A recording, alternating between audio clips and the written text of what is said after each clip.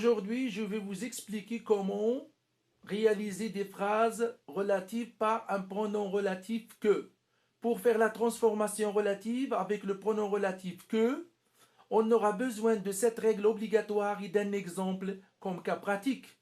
Règle numéro 1.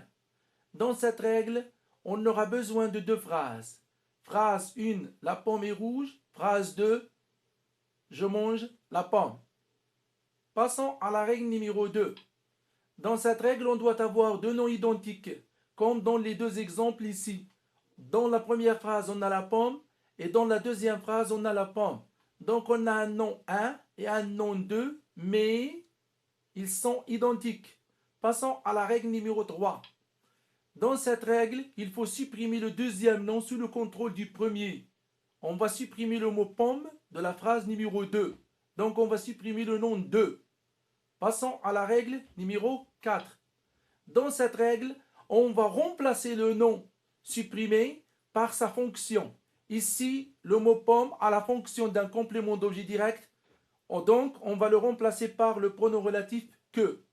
On obtiendra la phrase suivante. La pomme est rouge, je mange que. Passons à la règle numéro 5. On doit déplacer le que au début de sa propre phrase. C'est-à-dire le que obtenu à la fin de la phrase, on va le déplacer vers le début de sa propre phrase. On obtiendra la pomme est rouge que je mange.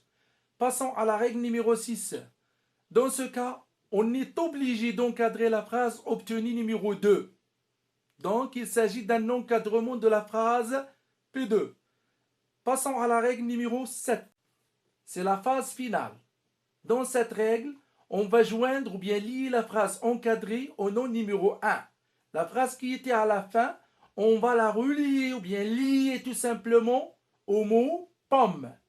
Car le que ici, il remplace le mot pomme. On va lier toute la phrase obtenue qui est encadrée au nom 1 de P1. Et on obtiendra la phrase correcte, la pomme que je mange est rouge. Voilà, la leçon d'aujourd'hui est terminée.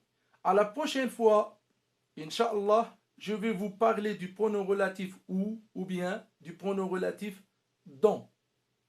Au revoir.